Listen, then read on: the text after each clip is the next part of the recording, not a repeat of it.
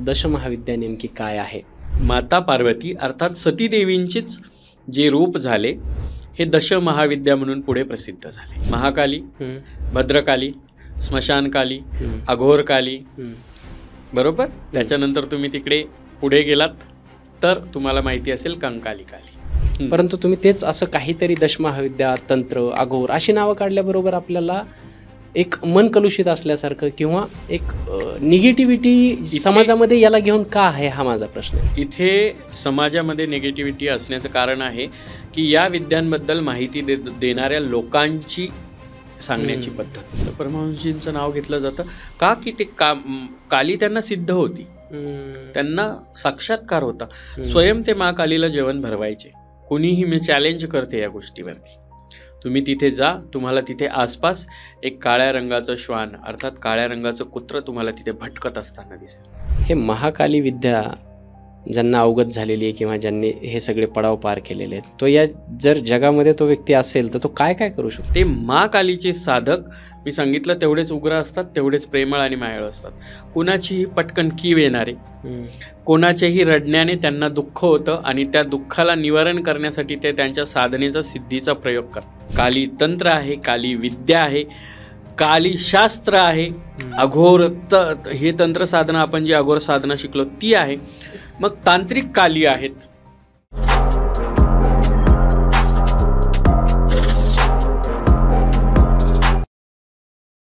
नमस्कार मंडळी, मी डॉक्टर राज जाधव तुम्हा सर्वांचं खूप खूप स्वागत करतो महाराष्ट्राच्या सर्वात समृद्ध मंचावरती.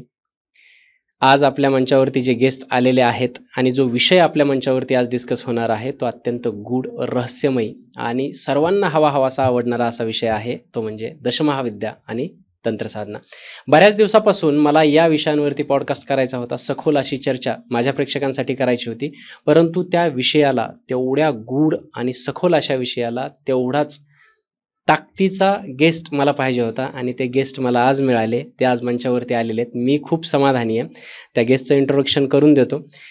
त्यांच्याकडे कॅमेरा गेल्याच्या नंतर तुमच्या लक्षात येईलच, त्यांना कुठल्याही परिचयाची गरज नाही. तरीसुद्धा जे मंचावरती आलेले आहेत, श्री श्री 1008 महामंडलेश्वर डॉक्टर स्वामी शिवलक्ष्मी नंदगिरी अर्थात तुम्हा आम्हा सर्वांच्या प्रिय आईसाहेब.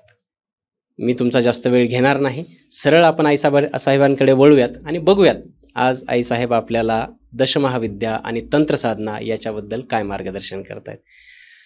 नमस्कार आईसाहेब. जय श्री महाकाल. ओम नमो नारायण. जय श्री महाकाल. जय श्री. तुमचं खूप खूप खूप स्वागत आहे राजमंचावरती आणि माफी मागतो की तुमचं नाव घेण्यामध्ये मला जरा थोडंसं नाही, अगदीच काही हरकतच नाही आहे, अडचण आली.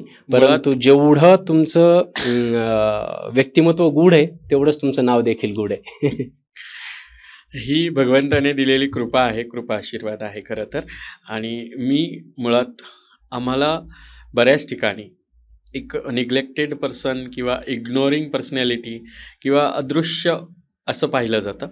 आणि आज या सगळ्या संशोधनामुळे, कदाचित या सगळ्या गोष्टींचा अभ्यास केल्यामुळे आणि एका हिंदू सनातन धर्माच्या उच्च पदावर असल्यामुळे हा मानसन्मान मिळतोय की राजमंचसारख्या अनेक पॉडकास्टमधून आम्हाला चर्चेसाठी बोलवलं जातं आहे. आणि आज मी स्वतःला भाग्यवान समजते. अर्थातच इंट्रोडक्शन हे दिली. एक मिनिट थांबवतो आहे साहेब मी. अर्थातच इंट्रोडक्शन देताना मला जी गोष्ट अगदी सांगायची होती की मला दशमहाविद्या या विषयावरती पॉडकास्ट करायचा होता, परंतु तसा गेस्ट मिळत नव्हता. आईसाहेब त्याच्यासाठी परफेक्ट का आहेत, तर त्यांना दशमहाविद्या आणि तंत्रसाधना या विषयावरती अभ्यास करण्यासाठीच डॉक्टरेट पदवी मिळालेली आहे. आणि मग याहून मोठा गेस्ट मला वाटत नाही दशमहाविद्यासाठी कुठला होता. आणि आता आपण त्यांच्याकडे गेलं पाहिजे. मी जास्त बोललो. राजमंचाचे मी खरं तर आभार मानते की आज हे जे रहस्यमयी विषय आहेत, ज्या विषयांबद्दल श्रद्धा, अंधश्रद्धा, रहस्य, भय आणि बऱ्याच अंशी लोकांच्या मनामध्ये संशय, बरोबर, हे सगळे पुसून काढणं खूप गरजेचं आहे. मी ज्यावेळी संशोधनाच्या या भागामध्ये मी पानामागे पानं पलटत होते तेव्हा मला जाणवलं की लोकांमध्ये या सगळ्या गोष्टींबद्दल अगदी उत्सुकता आहे. सो ही उत्सुकता लोकांना अशा माध्यमातून सांगणं तेवढंच मला योग्य वाटतं. आणि आज राजमंचाच्या माध्यमातून मी लोकांना या सगळ्या गोष्टी सांगू शकेल.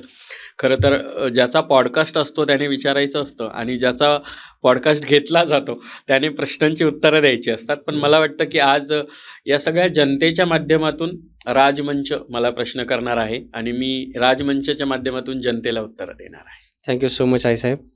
माझा पहिलाच प्रश्न आहे, जसे की आपण ज्या विषयाला हात घालणार आहोत, दशमहाविद्या नेमकी काय आहे? दशमहाविद्या तर याच्यासाठी खूप सुंदर असं वर्णन आहे.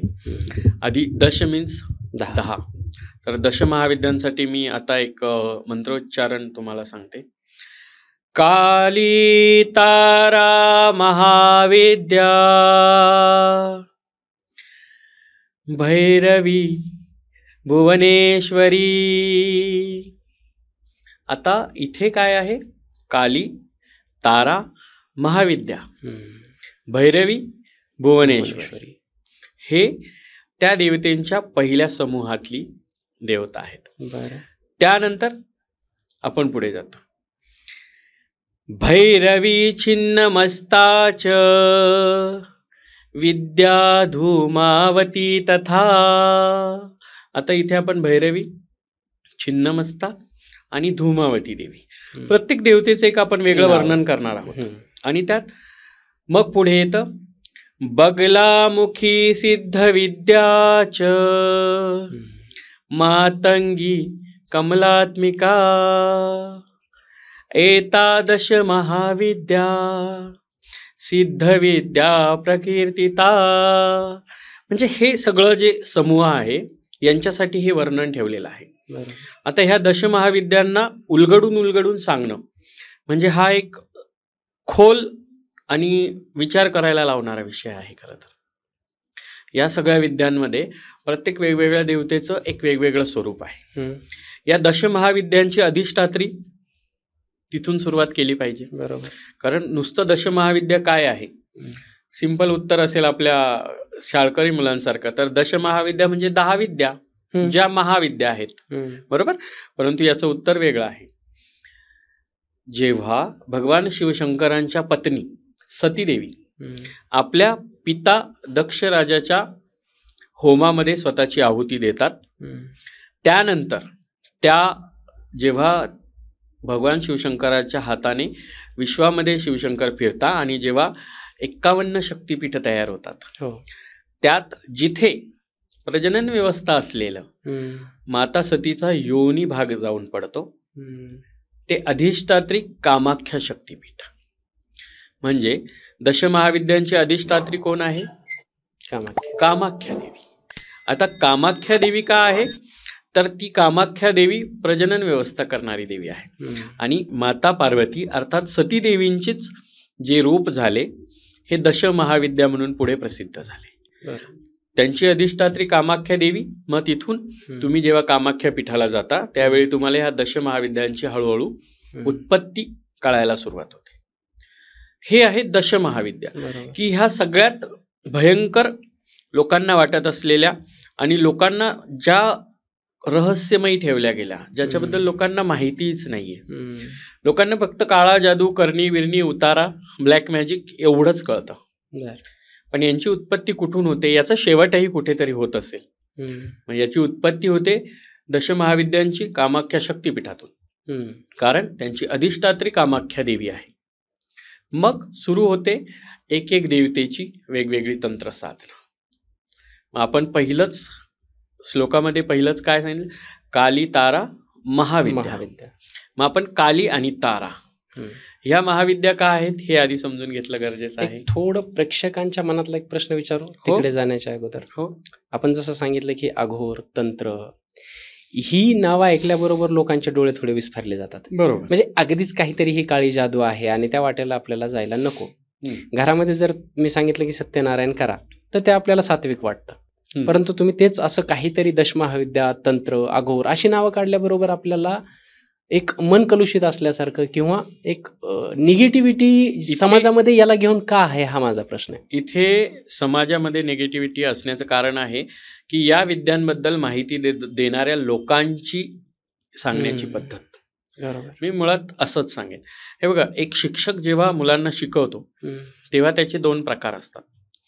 पण विद्यार्थ्यांमध्ये 3 प्रकार असतात. शिक्षक प्रेमात पण शिकवतो आणि शिक्षक चिडून पण शिकवतो की तुला येत नाही का. पण विद्यार्थ्यांचे 3 प्रकार, एक ढ विद्यार्थी असतो, एक टुकार विद्यार्थी असतो आणि एक हुशार विद्यार्थी असतो. जे ढ विद्यार्थी असतात ना, त्यांना शिक्षक कितीही वेळा समजून सांगितलं तरी ते ढ विद्यार्थ्याला त्या शिक्षकाबद्दल निगेटिव्हिटी असते. बरोबर. आणि जो टुकार विद्यार्थी असतो ना, त्याला किती वेळा तुम्ही समजून सांगितलं तरी त्याला शिक्षकाचं ऐकायचंही नसतं आणि त्याला त्यातलं काही समजतही नसतं. बरोबर. कारण तो त्याच्या वेगळ्या विश्वात जगत असतो. पण हुशार विद्यार्थी जो असतो ना, त्याला एकदाच सांगितलेलं समजतं आणि तो लगेच त्याच्यावर अभ्यास करतो.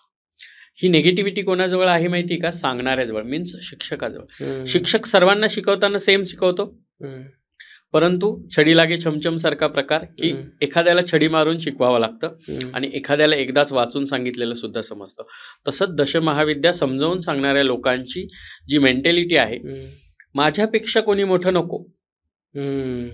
जर मी इतरांना माझ्या दशमहाविद्यांच्या अभ्यासाबद्दल सांगेन, माझ्यापेक्षा कोणीतरी अभ्यास करून माझ्यापेक्षा मोठं होऊ शकेल, ह्या ईर्ष्याभावाने आजपर्यंत मी पाहिलेल्या गोष्टी की लोक बोलतायत परंतु खूप साऱ्या गोष्टी रहस्यमयी ठेवताय आणि त्यामुळे काय झालं की लोकांच्या मनामध्ये एक निगेटिव्हिटी तयार झाली. ब्लॅक मॅजिक नावाचा प्रकारच नसतो. अच्छा. हे ब्लॅक मॅजिक कुठे? बाहेर, बाहेरचे लोक होते. काला जादू किया. आपल्या महाराष्ट्रामध्ये काला जादू वगैरे प्रकार नाही. आपल्या महाराष्ट्रामध्ये काय आहे? करणी. करणी, टोनगा. बरोबर. एक करणी केली म्हणजे चेटू केलं, करणी केली, चेडा सोडला, हे आपल्या महाराष्ट्रामध्ये आहे. उतारा केला, वशीकरण केलं, हे आपल्या महाराष्ट्राच्या बोलीभाषेतले शब्द आहेत. बरोबर. हेच थोडं तुम्ही युपी, बिहार, दिल्ली, कलकत्ता, बंगाल या बाजूला जाल तर हेच करणीला तिकडे काला जादू म्हणतात. हो. मुळात काळा जादू नावाचा काही प्रकारच नसतो. काळा जादू हा दशमहाविद्यांमधून येणारा प्रकार आहे, जो त्या तंत्र साधनेवर केला जातो. जो कालिकेला अधिष्ठात्री मानून केला जाणारा तंत्र प्रकार आहे. ती कालीची केली जाणारी तंत्र प्रक्रिया, ती काली जादू, त्याला लोक काला जादू म्हणतात. बर. त्याला आपण इंग्लिशमध्ये ब्लॅक मॅजिक असं म्हणून सोपं सोडून दिलं. इथे महाराष्ट्रामध्ये त्याला करणी म्हणतात. करणी शब्द तिकडे युपी, बिहार, कलकत्ता, दिल्लीकडे आहे का? नाही. ऐकलाय कधी? नाही ऐकला. कारण तिकडच्या लोकांना करणी हा शब्द माहित नाही. तिकडचे लोक काय म्हणतात? त्याला काला जादू. करेक्ट. आपल्याकडे मग तिकडे बंगाली जादू आहे, इकडे आपल्याकडे आहे का? नाहीये. बिकॉज ज्या ज्या भागामध्ये जी जी शब्दरचना आहे त्या त्या शब्दरचनेनुसार त्या त्या तंत्र मंत्र प्रक्रियेंना नावं दिली गेली आहे. हे सगळं दशमहाविद्येमधूनच आलेलं आहे. स्टार्टिंगच दशमहाविद्या आहेत. दशमहाविद्यामधूनच पुढे मी सांगणार आहे तुम्हाला खोलून खोलून सगळ्या गोष्टी. की सगळ्यात आधी काली, तारा ह्या 2 देवींबद्दल बोलतोय. बरोबर. दशमहाविद्यांमधली पहिली देवी आहे माँ काली. आता माँ काली आहे तर फक्त माँ काली हा एकच त्याच्यातला विग्रह नाहीये, एकच स्वरूप नाहीये. तुम्ही कालिका देवींची किती नावं ऐकली आहेत? ॲटलिस्ट मला 1-2, म्हणजे असं समजा की मी प्रेक्षकांना प्रश्न विचारते आणि मला त्या प्रश्नांची उत्तरं किती असतील माहिती? काली, महाकाली, नाही यापेक्षा जास्त नाही. मी ते नाही. एक 4-5 नावं लोकांना माहिती असतील. कुठले? महाकाली, भद्रकाली, स्मशानकाली, अघोरकाली. बरोबर. त्याच्यानंतर तुम्ही तिकडे पुढे गेलात तर तुम्हाला माहिती असेल कंकाली काली. बर. भद्रकाली ऐकलंय? हो. उग्र स्वरूप. भद्रकाली ऐकलंय. महाकाली ऐकलंय? महाकाली ऐकलंय. बरोबर. मग काली, महाकाली, भद्रकाली हे उग्र उग्र स्वरूप होत गेले. पण त्याच्यामध्ये स्मशानकाली, जी स्मशानामध्ये काली पूजली जाते ती स्मशानकाली. त्याच नंतर अघोरा काली, जी अघोर साधनेसाठी पूजली जाते. बरोबर. मग त्यामध्ये सगळ्यात शेवट येते जी सगळ्यात भयंकर स्वरूपांमध्ये मोडते, जी एका कंकाळा स्वरूपामध्ये दाखवली जाते, म्हणजे एका हड्डीच्या ढाच्याच्या स्वरूपात तुम्हाला दिसते. खूप रेअरली हे पिक्स किंवा रेअरली हे नावं लोकांना माहिती आहेत की कालीमध्ये एवढे प्रकार आहेत. मग ती जी कंकाली काली आहे ती या सगळ्या साधनांचा शेवट पुढे येऊन मी तुम्हाला सांगेल कशा पद्धतीने आहे. बर. ती कंकाली काली असा प्रकार आहे. मग काली तंत्रामध्ये किंवा काली साधनेमध्ये आत्तापर्यंत वामाखेपांचं नाव ऐकलं असेल तुम्ही, की जे मा तारांचे जे काली स्वरूप आहे त्यांचं भक्त आहेत जे तारा माचे जवळ झाले. तशाच पद्धतीने दक्षिणेश्वरी कालीसाठी पण प्रसिद्ध, बरोबर, परमहंसजी त्यांचं नाव घेतलं जातं, बरोबर, की ते महाकालींचे पुत्र होते. ते साक्षात महाकालींना जेवण भरवायचे. महाकालीचे सर्वात मोठे भक्त मानले जातात, बरोबर, रामकृष्ण बरोबर. परमहंस. तर परमहंसजींचं नाव घेतलं जातं का, की ते काली त्यांना सिद्ध होती, त्यांना साक्षात्कार होता, स्वयं ते महाकालीला जेवण भरवायचे. पण त्या महाकालीच्या शास्त्रविद्यांमध्ये, त्या महाकालीच्या तंत्रविद्यांमध्ये, त्या महाकालींच्या मंत्रांमध्ये तुम्ही कुठेतरी त्या साधना शिकले तर ती नेगेटिव्हिटी बाजूला ठेवा. पण मला एक उत्तर द्या, की तुम्ही जर स्मशानामध्ये 7 नंतर बाहेर जात नाही, त्या स्मशानात राहणाऱ्या देवीला, एक भयंकर काळ्या स्वरूपाची देवी आहे, ज्या देवीच्या कमरेला हात बांधलेले आहे, गळ्यामध्ये मुंडमाळा आहेत, केस मोकळे आहेत, जीभ बाहेर आहे, डोळे मोठे आहेत, आणि ती एका भयंकर स्वरूपामध्ये हात खडग आणि रक्तप्राशन करण्यासाठी कवटी घेऊन उभी आहे, असं बघितल्यानंतर कुणीही घाबरणार. दॅट्स वाय लोकांच्या मनामध्ये भीती आहे. एखादी गोष्ट तुम्ही, आणि त्याच महाकालीला जर तुम्ही पार्वती स्वरूपामध्ये पूजता तर ती महाकाली तुम्हाला जास्त जवळची वाटते, कारण तुम्ही तिला तिथे आई मानता. पण तीच महाकाली आमच्यासाठी पण आई असू शकते, तुमच्यासाठी पण आई असू शकते. फक्त तुमची आई तुम्हाला प्रेमाने घास भरवता अन्नाची, आणि तुम्ही खात नसाल तर बदडून खाऊ घालणार आई. अशा पद्धतीच्या 2 स्वरूपात. ते उग्र स्वरूप तर ते राक्षसांसाठी आहे ना, शेवटी आपली आईच आहे ना. हो, मग हेच तंत्रामधलं लोकांना भय जे आहे ते निघून गेलं पाहिजे. हे भय निघून जाण्यासाठी सर्वात आधी काली काय आहेत हे समजून घेतलं पाहिजे. काली साधनेमध्ये तुम्ही जे आत्तापर्यंत ऐकलं असेल की महाकालींना स्मशानात पूजलं जातं, तर ते अघोर तंत्राशी रिलेटेड स्मशान कालिकेला पूजलं जातं, बरोबर. भद्रकाली हे उग्र स्वरूप आहे, जे स्मशानामध्ये त्या उग्रतेला दर्शवतं. आणि त्या उग्रतेला दर्शवतं इट मीन्स काय, की त्यांच्या त्या उग्रतेमधून येणारे ते तंत्र मंत्र आणि सिद्धी आहेत त्याही तेवढ्याच उग्र आहेत. म्हणजे एखाद्या व्यक्तीबद्दल राग व्यक्त करायचा आहे किंवा एखाद्या व्यक्तीबद्दल त्याचा काटा काढायचा आहे, तर त्या व्यक्तीसाठी मी जर कुठल्या साधनेचा प्रयोग करायला सुरुवात करेल तर ती काली साधना आहे, ते काली तंत्र आहे. बरेच जण सहज ओम ह्रीम क्लीम चामुंडाय विच्छे असं म्हणून मोकळे होतात. म्हणजे एवढा मंत्र बोलला म्हणजे तुम्ही काही सिद्ध नाही झाला, बरोबर. आणि ह्या सिद्धीच्या, तुम्ही हे जे हात आहेत ही काली मुद्रा असते, ही तुमची काली मुद्रा असते. महाकालिकेला तंत्र स्वरूपामध्ये जेव्हा तुम्ही पूजता तेव्हा महाकालिकेला पूजन करायचं असतं, त्यावेळेस तुमची ही काली मुद्रा असते. ही तुमची महाकालिकेसाठी पूजन करण्याची ही प्रथा असते. पण त्या महाकालिकेला पूजत असताना बरेच जण सांगतात की तिथे बळी द्यावा लागतो, हे करावं लागतं, ते करावं लागतं. येस, मला मान्य आहे की बऱ्याच ठिकाणी लोकांनी पाहिलं की महाकालिकेला नॉनव्हेजचे प्रसाद दिले जातात, नैवेद्य, मच्छी दिली जाते. अजूनही दक्षिणेश्वर कालिकेच्या इथे मच्छी देतात, नॉनव्हेज देतात, मटण देतात, दारू देतात, असं सगळेजण सांगतात. पण एक गोष्ट लक्षात ठेवा, त्याच देवीसोबत शंखिनी डंखिनी नावाच्या तिच्या 2 सहकारिणी असतात, दासी, बरोबर. ते शंखिनी डंखिनी. त्याचबरोबर तिच्या भैरवीत ना 64 भैरवी पण येतात तिच्यासोबत, सेना, बरोबर. मग त्या भैरवींना पण तिला देणं आहे. त्याच्या व्यतिरिक्त तिचे भैरव आहेत ना तेवढे, प्रत्येक देवीला एक भैरव असतो, तसं महाकालींना पण एक कालभैरव आहे. भैरवजींची पूजा काळकुत्र घेऊन, जिथे भैरवजींची मूर्त स्थापन केलेली आहे, जिथे काळकुत्र दाखवलेलं असतं, ते भैरवजींचं एक स्वरूप असतं. आजही काळ्या कुत्र्याला आम्ही भैरवजींचं स्वरूप मानतो, काळभैरव, बरोबर. आणि हे काळभैरव स्वरूप मानलं जातं. बऱ्याच वेळेला तुम्ही जेव्हा काली साधनेमध्ये उतरता, त्या काली साधनेमध्ये उतरत असताना तुम्हाला जिथे जिथे काळ्या कुत्र्याचा गरज किंवा भास होत असेल तर असं समजा की ते भैरव त्या कालीतंत्र करताना ते भैरव तुमचं रक्षण करतात. हा पर्सनल एक्सपिरियन्स, की जेव्हा जेव्हा स्मशान कालिकेची, अघोर कालिकेची, आत्ताच मणिकर्णिका घाटाचाच एक्सपिरियन्स सांगेल मी, की मी मणिकर्णिका घाटाला आत्ता काशीला होते काही दिवसांपूर्वी, आणि अमावस्येच्या दिवशी मणिकर्णिका घाट जो काशी विश्वनाथ क्षेत्री आहे, आणि मणिकर्णिका घाट म्हणजे मृत्यूचं अंतिम सत्य ज्याला पाहायचं असेल ना त्याने तिथे जावं. तिथे एक अघोराकालीचं मंदिर आत्ता स्थापन झालंय, तिथे एक अघोराकालींची मूर्त आहे, आणि तुम्ही तिथे कधीही जा, कोणीही, मी चॅलेंज करते या गोष्टीवरती, तुम्ही तिथे जा, तुम्हाला तिथे आसपास एक काळ्या रंगाचं श्वान अर्थात काळ्या रंगाचं कुत्र तुम्हाला तिथे भटकत असताना दिसेल. हम्म. तो कालीचा भैरव तिच्या सोबत असतो हम्म. आणि तो आपल्या सगळ्यात आधी गोष्टी करतो. तर त्या कालीच्या भैरवाचं तंत्र असतं हम्म. जे तुमच्या अघोर साधनेत येतं.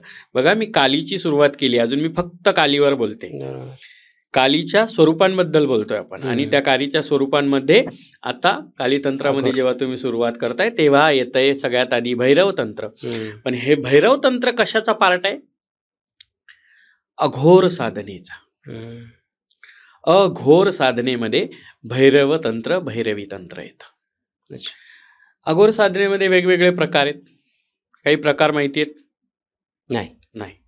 सगळ्यात आधी लोकांना फक्त अघोरी बिघोरी हेच सगळं माहिती असतं. अघोर साधना केली, अघोरी जादू केली, अघोरी साधना केली, स्मशानात हे केलं, स्मशानात उतारा केला, आमच्या घरामध्ये स्मशानाची राख आणून टाकली, असं करून टाकलं. पण त्यामागे वेगवेगळ्या पद्धती आहेत.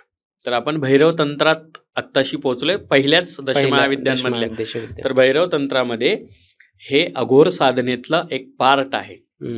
आता अघोर साधनेमध्ये अनेक पार्ट्स आहेत. त्याच्यातला पहिला पार्ट असतो शव साधना. बरं, शव साधना काय असते? शव मीन्स काय? Dead body. Dead body. शव ही शिव आहे असं म्हणणारे आम्ही अघोरी साधू. का? शवामध्येच आम्ही शिव मानतो, कारण जीव गेल्यानंतर त्याच्यात फक्त शिव असतो. आणि त्या डेड बॉडीवर बसून मंत्र जाप केले जातात स्मशानामध्ये.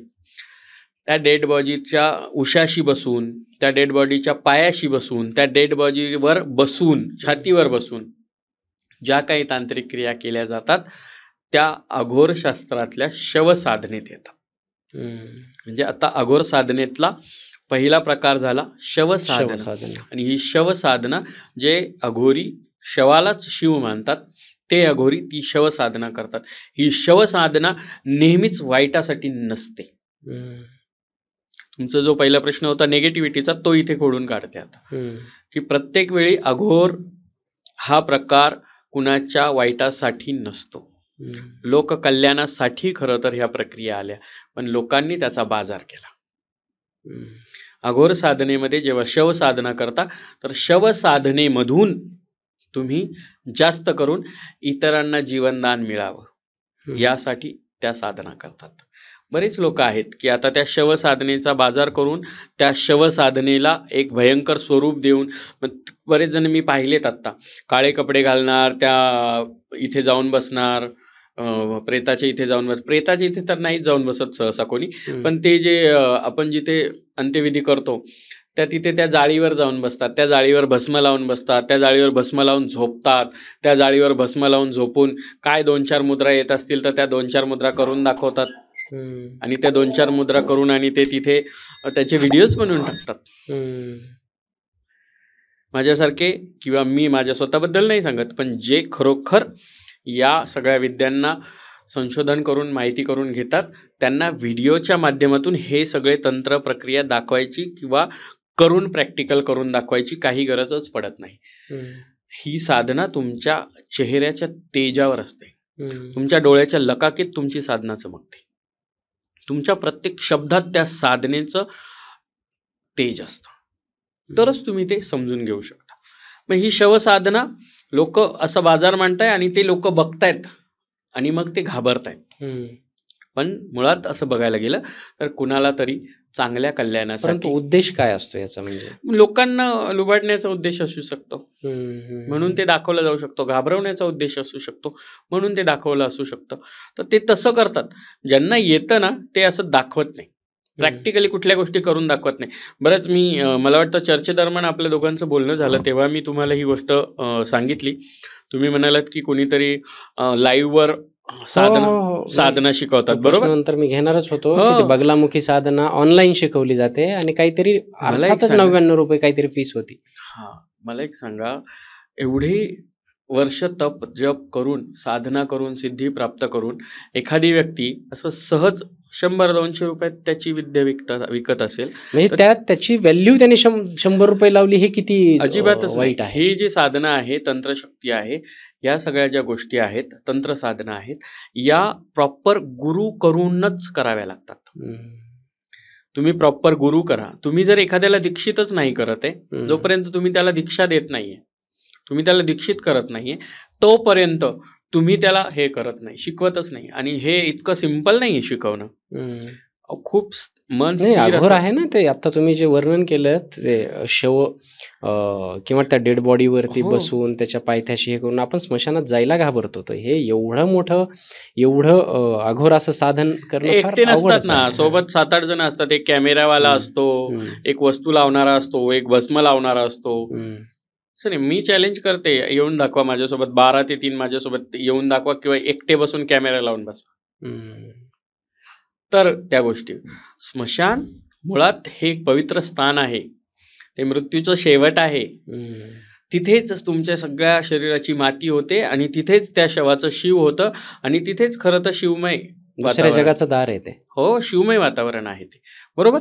परंतु त्या शिवमय वातावरणाला या लोकांनी नेगेटिव्हिटीकडे नेलं. हम्म. ठीक आहे, नेगेटिव्हिटी तिथे असेल कारण काही अतृप्त आत्मे असतात, काही अतृप्त जीव असतात की त्या जीवांना नाही सुटका मिळत आणि म्हणून ते तिथे त्या जागेवर असतात, म्हणून ती नेगेटिव्हिटी तयार होते. हम्म.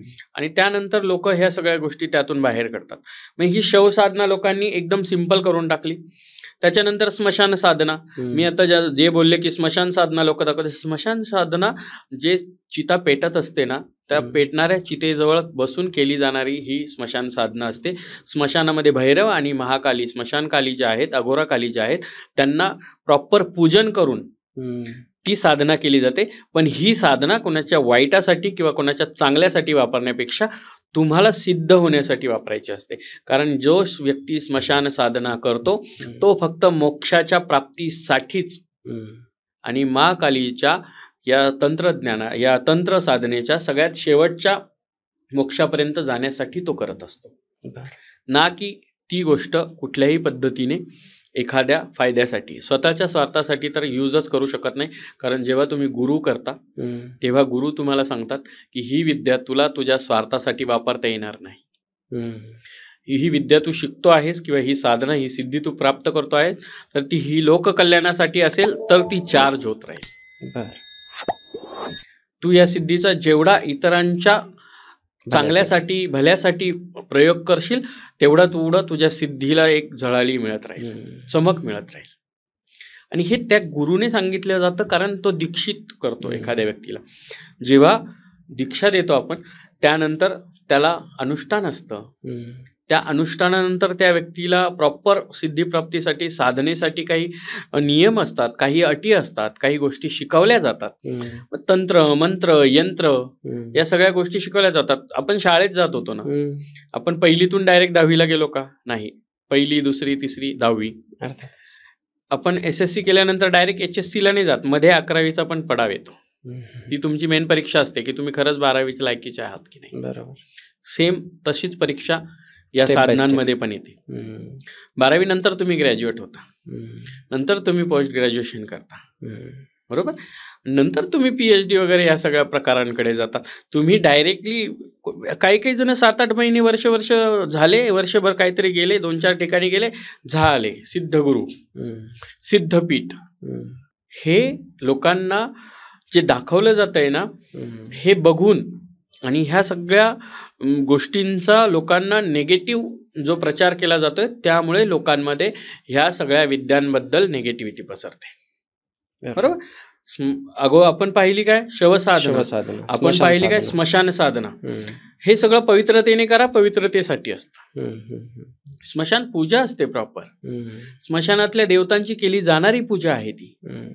स्मशानाच्या देवतांमध्ये पूजन करून स्मशानाच्या देवतांकडून जसं तुम्ही जनरल देवाच्या मंदिरात जाऊन नारळ फुलहार घेऊन जातात, तसं तिथे जनरली स्मशान पूजेची एक विधी तिथले असते. देव वेगळे आहेत. हो, थोडक्यात तिथली पूजा केली जाते. अघोरा काली आहे, स्मशान काली आहे, तिथे भैरव आहेत, तिथली एनर्जी वेगळी आहे. तिथली एनर्जी वेगळी आहे. त्या हम्म. देवतांची महती, त्या देवतांचं महत्व वेगळं आहे. हम्म. म्हणून ती स्मशान साधना असते, ती स्मशान पूजा केली जाते. हम्म. त्यानंतर त्याच्या पुढे त्याच्यामध्ये येते तुम्हाला शिकवली जाणारी किंवा तुम्हाला लोकांमध्ये जास्त प्रचलित असणारी कपालिका. बर. म्हणजे कपाली साधना असते, ज्याला तुम्ही कापालिक म्हणता. हम्म. ते अघोर कापालिक असतात. मग तुम्ही ऐकलं असाल की कापालिक असतात आणि ते हे करतात, ते अघोरांचे पण हे आहेत आणि ते कापालिक करतात. कापालिक साधना सुद्धा ही अघोर साधनेतला शेवटचा सिद्धिप्राप्तीचा मार्ग आहे. मोक्ष. मोक्षाचा नाही, सिद्धी. तुम्ही अघोर साधनेचा शेवट बर. म्हणजे तुमचा पोस्ट ग्रॅज्युएशन म्हणजे कपालिक साधना आहे. तुम्ही सिंपल शव साधना करता, हे तुमचं 10th आहे. तुम्ही जेव्हा स्मशान साधना करता त्यावेळेस तुम्ही याच्यापर्यंत येता आणि त्यानंतर जेव्हा तुम्ही कपालिक साधनेकडे येता त्यावेळेस तुम्ही पोस्ट ग्रॅज्युएट झाले. मग त्या कपाल साधनेचा पोस्ट ग्रॅज्युएशन नंतर तुम्हाला डॉक्टरेट मिळवण्यासाठी कंकालिकालीपर्यंतचा पोहोचण्याचा एक सिद्धिप्राप्तीचा मार्ग वेगळा आहे. जो कपालिकालीला सिद्ध करून घेईल तो मोक्ष मिळवतो. आणि अघोरी कोण म्हणतं, हे कालीतंत्रातून सुरू करतोय आपण. बरोबर. त्या कालीला प्रसन्न का केलं जातं की ह्या सगळ्या गोष्टी आल्या पाहिजे. मग कालीतंत्रातल्या वेगवेगळ्या प्रकारच्या पूजा आहेत. त्यात भैरव तंत्र, भैरवी तंत्र आहे.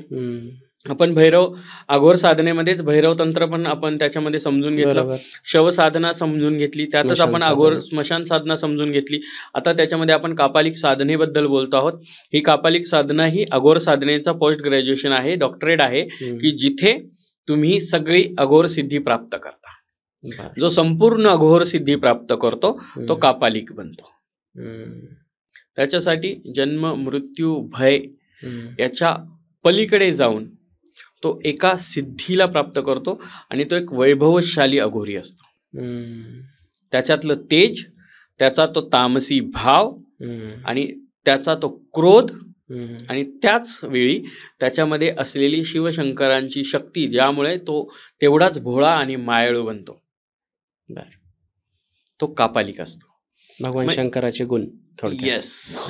आणि सेम त्या कापालिका नंतर तुम्ही अनेक कापालिक विद्यांचा, त्या कापालिक शक्तीचा सिद्धीचा प्राप्ती केल्यानंतर तुम्हाला अजून मोठं पुढे जायचं आहे. तेव्हा तुम्ही काय बनतात? कंकाली. अवघड. बर.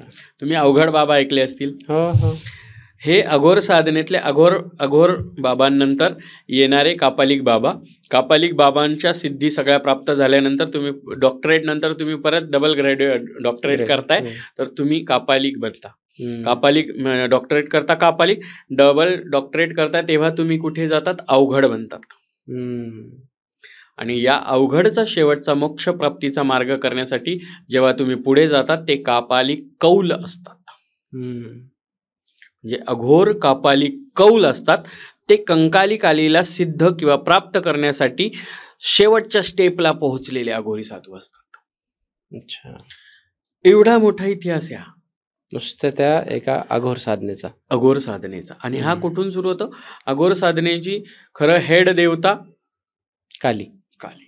आणि त्यातही त्या अघोर साधनेला हेड देवता जरी काली असली तरी तिचं उत्पत्ती कुठून आहे? कामाख्यातून. आणि या कामाख्याची खरी शक्ती कोण आहे? शिव. कामाख्याची शक्ती कोण आहे? शिव. कारण शिवाशिवाय शक्ती अपूर्ण आहे आणि शक्तीशिवाय शिव अपूर्ण आहे. प्रजनन व्यवस्था विदाऊट एनी पुरुष होऊ शकत नाही. म्हणून शिवासोबत शक्ती तयार झाली काली, आणि त्या कालीपासून ह्या सगळ्या तंत्रप्रक्रिया इथपर्यंत पोहोचल्या. म्हणून भगवान शिवशंकरांना आणि मा कालीला पूजणारी लोक तेवढीच क्रोधी, तेवढीच तामसी, पण तेवढीच जास्त मायाळू आणि प्रेमळ असतात. म्हणजे हे सगळं अशा पद्धतीने फिरून इथपर्यंत पहिल्याच देवीबद्दल बोलणं संपलं. काली. दशमहाविद्यांमधली पहिली देवी मा काली. मग कालका साधना आहेत. त्याच्यामध्ये काली तंत्र आहे, काली विद्या आहे, काली शास्त्र आहे, अघोर हे तंत्र साधना आपण जी अघोर साधना शिकलो ती आहे. मग तांत्रिक काली आहेत त्याच्यातच. मग हे वेगवेगळे प्रकार त्या एकादश महाविद्यांमधल्या पहिल्या देवीचे आहेत. हे महाकाली विद्या ज्यांना अवगत झालेली आहे किंवा ज्यांनी हे सगळे पडाव पार केलेले आहेत, तो या जर जगामध्ये तो व्यक्ती असेल तर तो काय काय करू शकतो आजच्या नाही, काळात? काहीच नाही.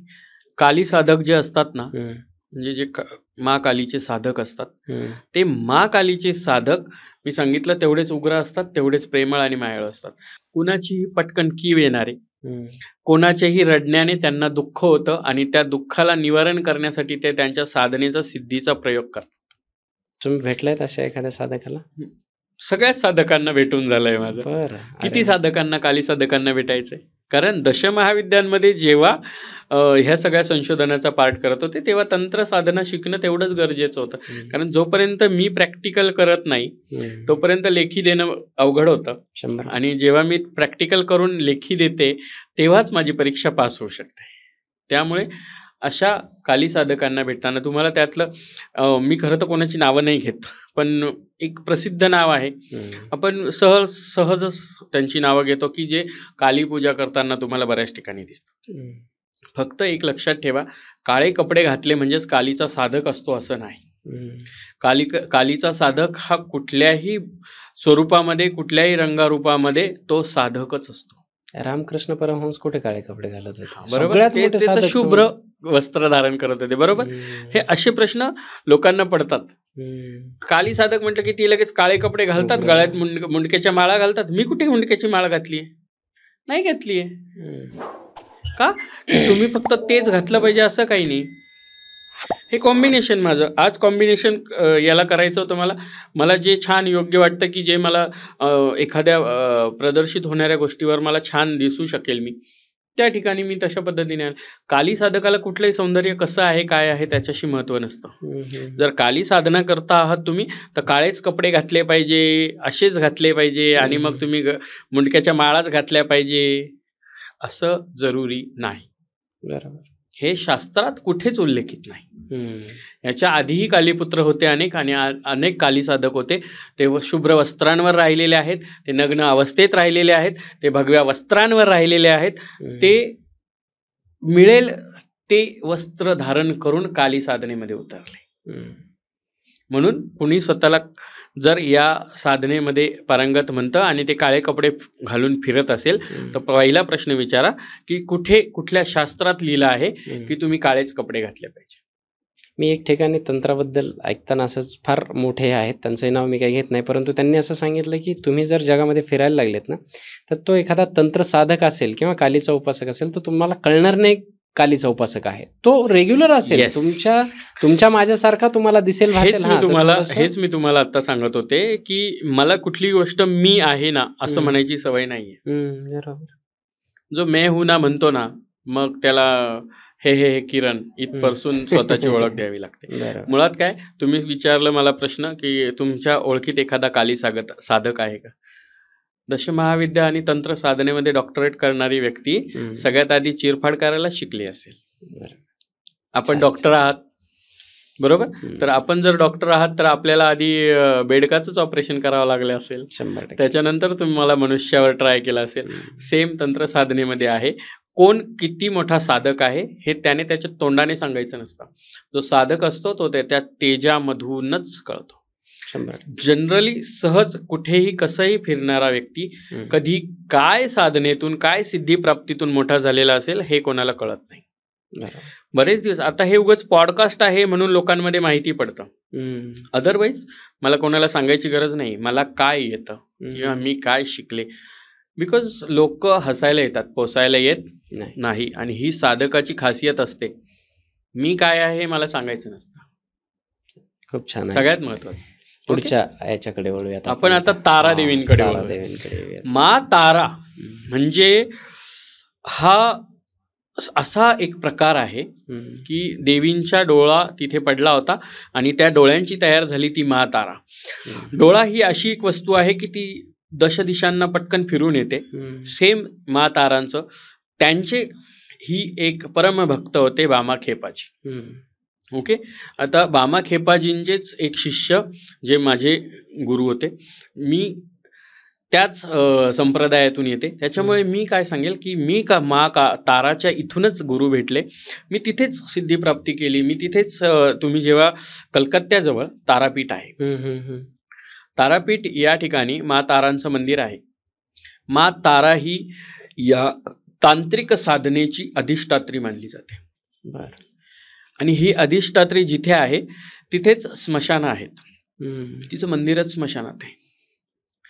एक बडा स्मशान आहे हम्म. आणि एक छोटा स्मशान आहे. त्या बडा स्मशानमध्ये बामा खेपाजींची समाधी आहे. हम्म. आणि आजही लोकांना बामा खेपाजी दिसतात, लोकांशी बोलतात. आजही बामा खेपाजी मा तारांना तिथे पूजा करण्यासाठी येतात. बर. हे त्या स्मशानाचं हे आहे. आता मगाशी सांगितलं की 7 वाजेनंतर आपण कुठल्याही स्मशान. स्मशानात जात नाही. एकमेव असं स्मशान आहे तिथलं तारापीठमधलं बडं स्मशान, छोटं स्मशान, की त्या स्मशानामध्ये तुम्ही रात्री कितीही वाजता जा, हम्म. 7 पासून रात्री संध्याकाळी 7 ते सकाळी 7 पर्यंत कधीही जा, हम्म. तिथे तुम्हाला भरगच्च गर्दी दिसेल, भरगच्च तांत्रिक साधू दिसतील, भरगच्च अघोरी साधनेत बसलेले दिसतील, भरगच्च अघोरींच्या समाध्या सापडतील. तिथे बामा खेपाजी म्हणजे गेल्या गेल्या बामा खेपाजींचं तिथे समाधीस्थळ आहे. आणि तुम्ही हे अनुभव घ्या की त्या गोष्टी तुम्ही किती पॉझिटिव्हली समजून घेता. एखादा साधक किती प्रेमळ आहे हम्म. हे समजून घ्यायचं असेल तर आधी बामा खेपाजींना समजून घेणं गरजेचं आहे. जेव्हा तुम्ही बामा खेपाजींना समजून घेता तेव्हा तुम्ही त्या तारा तंत्र हम्म. आणि तारा विद्येमध्ये तांत्रिक साधनेकडे पोहोचता. तारा तंत्र आणि तारा साधना आणि ह्या ज्या तांत्रिक विद्या आहे यांची मेन, या तांत्रिकांची मेन मा तारादेवी मानली गेली. तांत्रिकांची, हम्म. हम्म. मी साधनांची नाही, साधनांची नाही, तांत्रिकांची. हम्म. जे तांत्रिक आहेत हम्म. जे चांगलं वाईट सगळ्या गोष्टींमध्ये मोडतात. हम्म.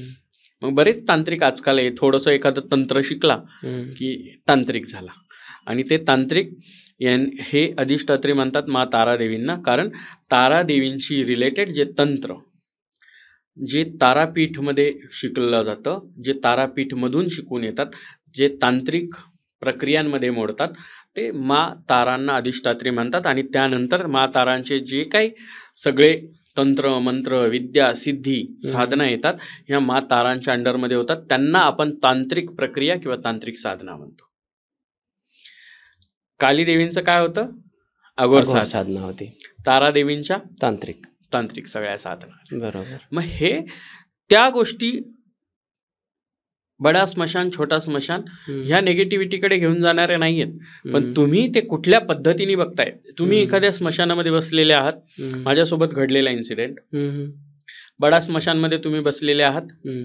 आणि त्या बडा स्मशानमध्ये एक 25शीतला मुलगा येऊन, तुम्ही एकटे बसलाय, तुम्ही सगळ्या गोष्टींना वैतागला आहे, तुम्हाला कोणीतरी सजेस्ट केलं की तुम्ही तिथे जा, तुम्हाला मार्ग मिळेल आणि तुम्ही तिथे पोहोचलात. एक 25शीतला मुलगा येतो, तुम्हाला तुमचं दुःख माहिती आहे म्हणून तुमच्याशी बोलतो आणि तुम्हाला एक प्रक्रिया सांगतो की तू असं असं कर. हम्म.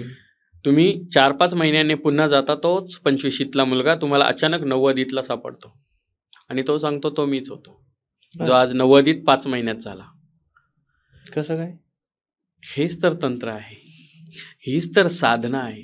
हम्म. की एक व्यक्ती जो 25शीच्या वयाचा भेटला होता, तो 5-5.5 महिन्यानंतर 6 महिन्यानंतर तोच व्यक्ती 90 वर्षाचा म्हातारा म्हणून भेटतो आणि तो सांगतो की तो तुला भेटला होता ना, तो मीच आहे, ही माझी साधना आहे, माझ्या साधनेला वय नाही आहे आणि माझं वय रोज वाढत चालतं. हम्म. तुझा 1 दिवस माझं 1 वर्ष आहे. टाइम आणि स्पेसचं गणित त्यांच्यासाठी गणित नाही ना, हम्म. कारण ते तांत्रिक आहेत. आणि तोच व्यक्ती त्या व्यक्तीसोबत मी 9 महिन्यांपर्यंत त्या व्यक्तींसोबत तिथे काही गोष्टी शिकते आणि 9 महिन्यानंतर त्या व्यक्तीचा आशीर्वाद घेते. आणि ज्यावेळेस मी समाधीचं दर्शन घेऊन बामाखेपांच्या समाधीचं दर्शन घेऊन त्याच व्यक्तीला पुन्हा शरण जाते, तर तेव्हा ती व्यक्ती जर्जर झालेला 100 पार केलेला म्हातारा असतो की तो पूर्ण हड्डीचा ढाचा असतो. हा मोक्ष आहे तांत्रिकाचा. बर.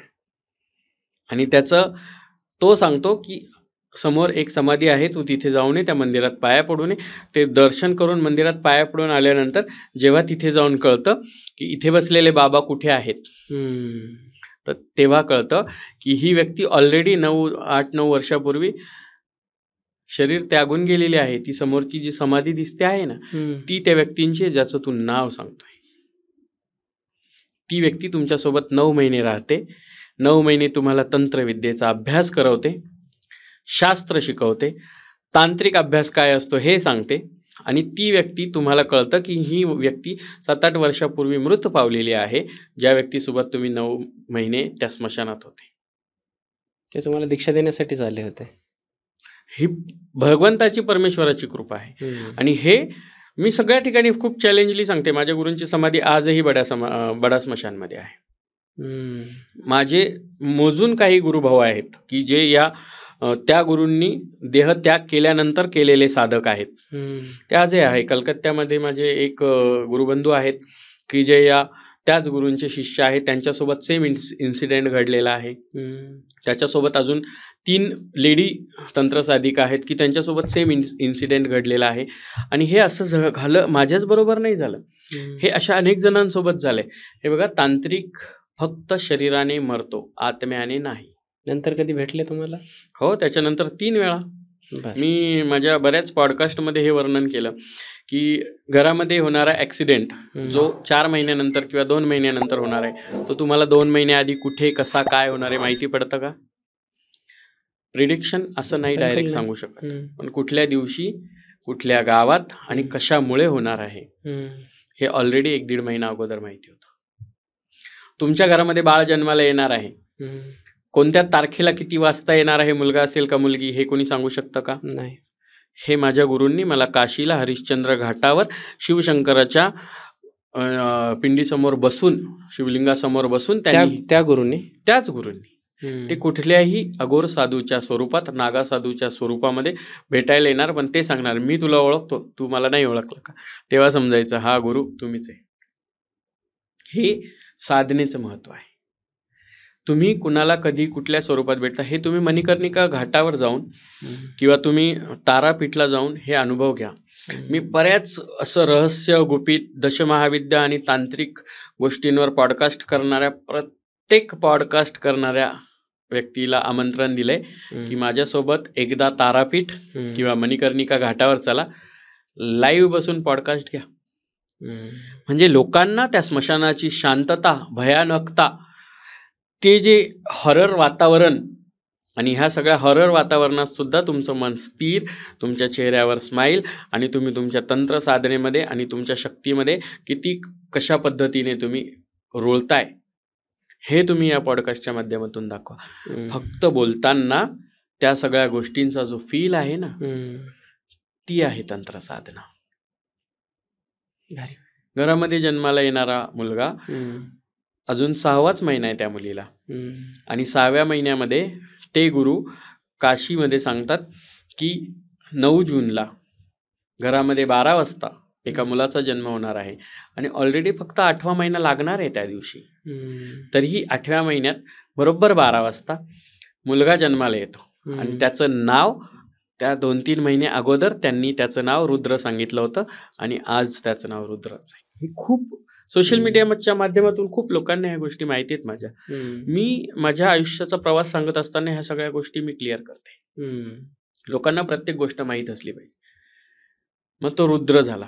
हम्म. तोच रुद्र आता मी पुत्र म्हणून ज्याला सगळीकडे मिरवते, तोच रुद्र माझा, शिवलक्ष्मीचा रुद्र. नाव माझ्या गुरूंनी ठेवलेलं आहे त्याचं रुद्र.